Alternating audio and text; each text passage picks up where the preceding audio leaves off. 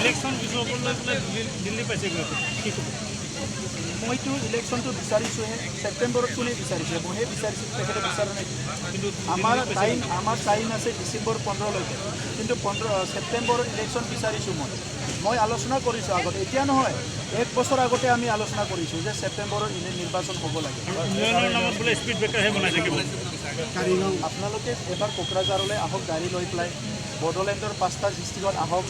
speed breaker বনাইছিলে ৰাস্তা বনাইছে কি বনাইছে আপোনালোকে চাব পাৰিব কিমান আসন পাব ইউ পি পি এল আৰু যিটো নিউজ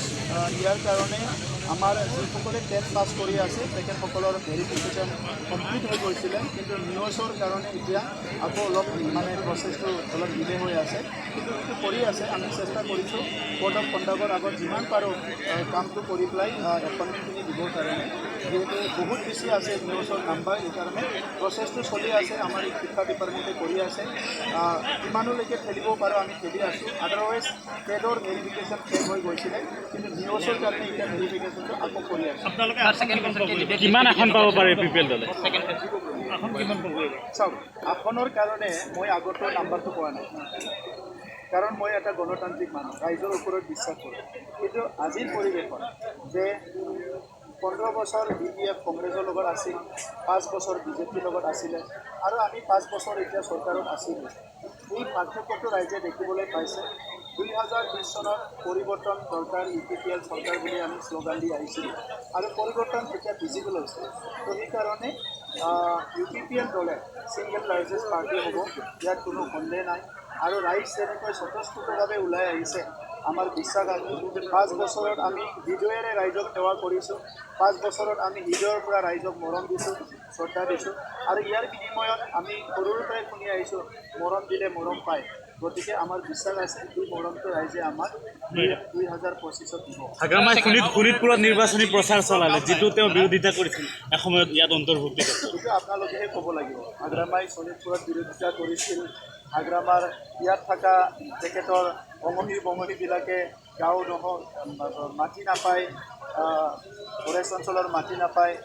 তেখেতসকলে এই গাঁওবিলাক অন্তৰ্ভুক্তি নহয় এইবিলাক শ্লোগান দি আছিলে আজিতো ইলেকশ্যনে হ'বলৈ গৈ আছে গতিকে এই কথাটো আপোনালোকে ক'ব লাগিব মই ক'লেতো আৰু ৰাজনীতিকভাৱে বিৰোধিতা কৰিব বা ক্ৰিটিচাইজ কৰিব পোৱা বুলি ক'ব বাস্তৱটো বাস্তৱ চাওক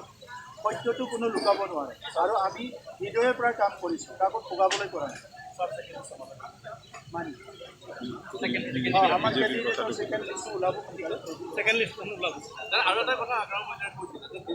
কাম নাই তেওঁ যদি বিডিআৰ চিট হয় তেওঁ নিজে চব কাম কৰিব পাৰিব এইটো অহংকাৰী মনোভাৱৰ কাৰণে 17 বছৰত শান্তি আনিব পৰা নাছিলে এইটো অহংকাৰী মনোভাৱৰ কাৰণে যেতিয়া ভাতৃঘাতী সংঘৰ্ষ হ'ল এই মানে যিটো আমাৰ গোষ্ঠীগত সংঘৰ্ষ হ'ল তেখেতে একো কৰিব পৰা নাছিলে আৰু ইয়াৰ কাৰণে শিক্ষা দীক্ষা সামাজিক পৰিস্থিতিবিলাক বিনষ্ট হৈ গৈছে গতিকে আপুনি সমাজক সেৱা কৰক নেতা হওক মোৰ ক'ব লগা নাই কিন্তু কিছুমান কথা এটা হ'ল টুলুঙা মন্তব্য কৰিব নালাগে আৰু অহংকাৰী হ'ব নালাগে স্যাৰ